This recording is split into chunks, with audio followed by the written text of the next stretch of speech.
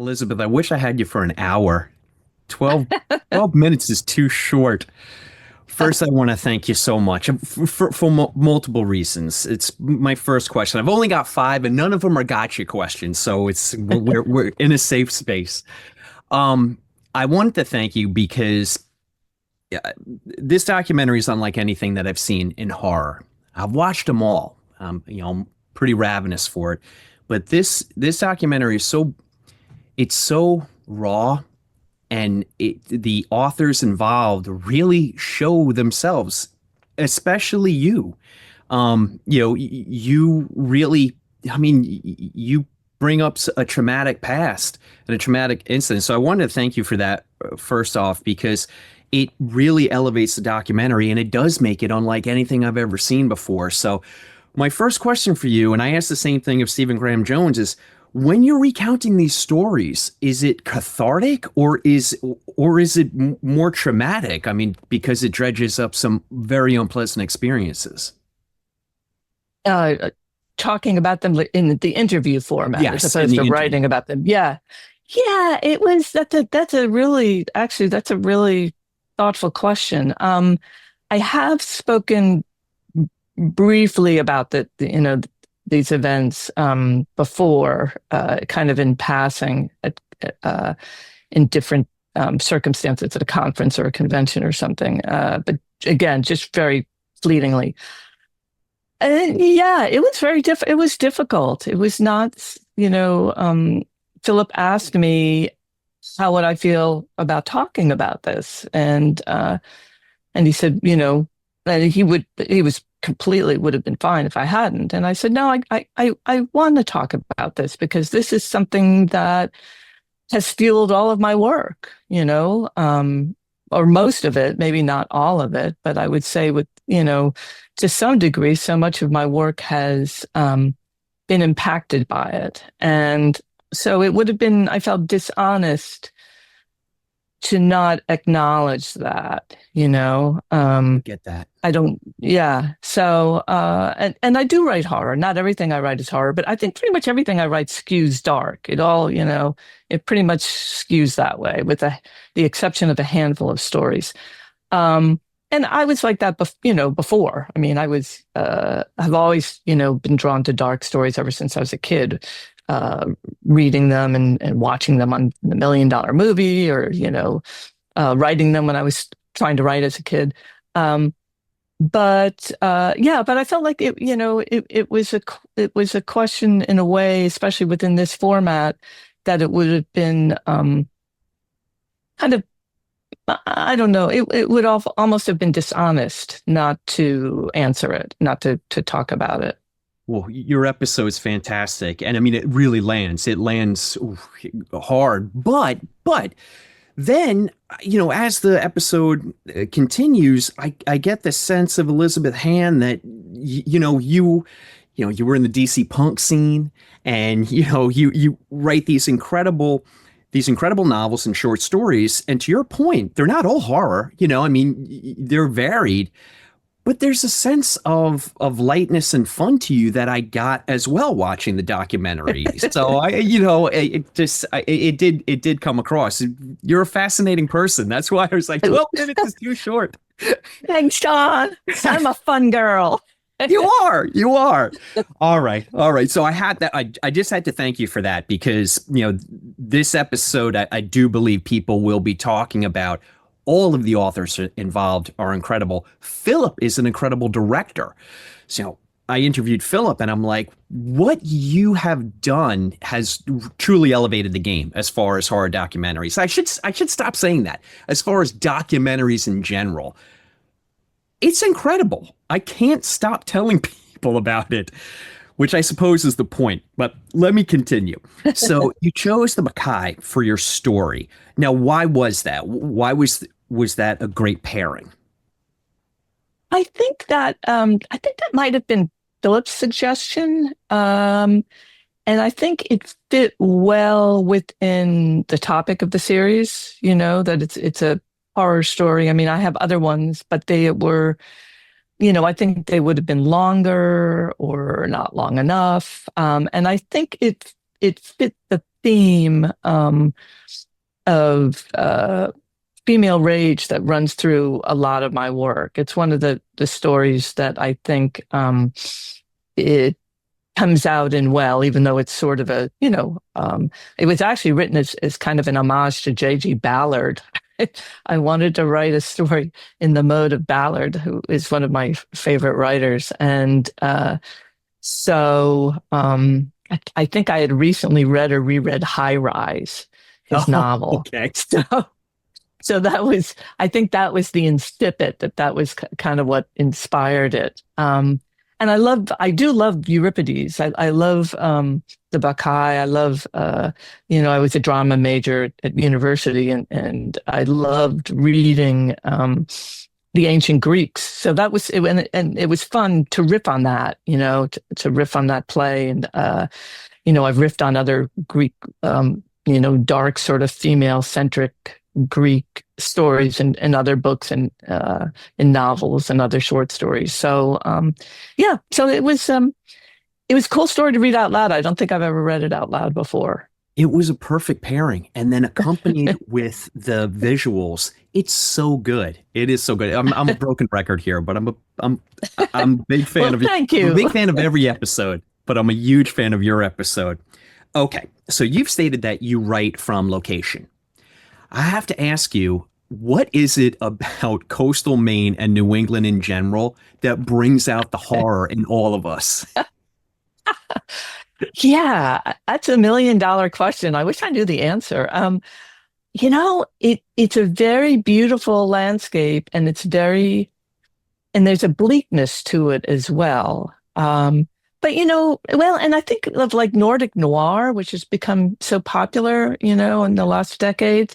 I think there's a lot of that same energy in the Maine coast. And that there's the whole there's the dichotomy between the haves and the have-nots, which is unfortunately becoming even more pronounced now, where you Tell have me about it. there's just a history of very wealthy people living there in Bar Harbor and other places, and then fishermen and lobstermen who are a dying breed, and farmers and carpenters, people who are basically just trying to make a living, and, men and women.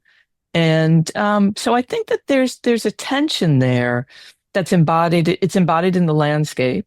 It's embodied in the weather, which can be extreme. It's embodied in the seasons, how you can go from this very beautiful summer, autumn to this incredibly bleak, November landscape, which lasts pretty much until, almost June.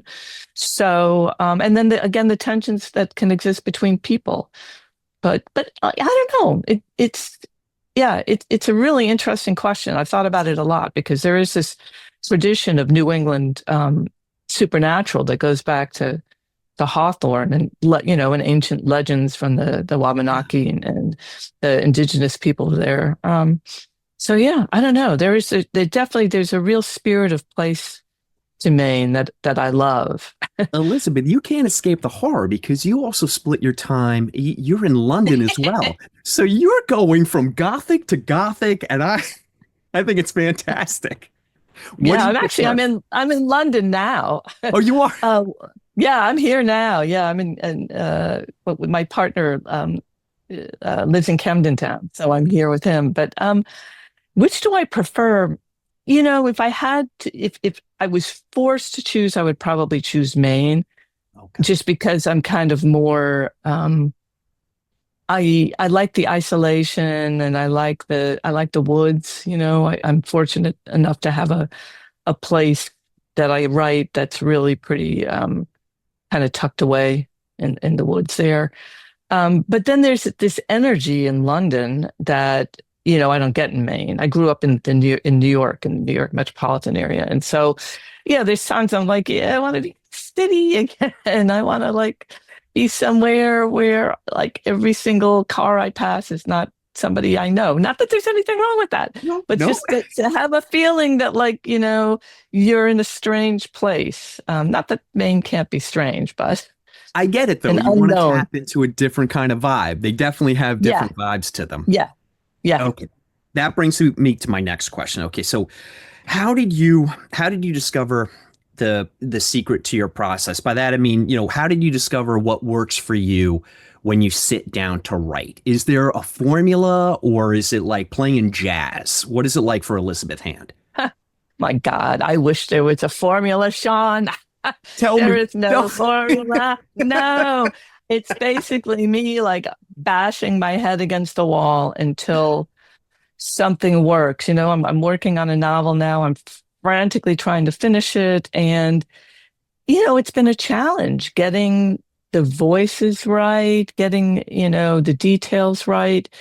I wish I could say it gets easier, and it doesn't. Sometimes the universe like hands you or hands me a story, and it's like, oh my God, thank you. I don't know where that came from, or I do But know I'll where it take it. came from, but thank you anyway. I'll take it. That has happened a handful of times in my life.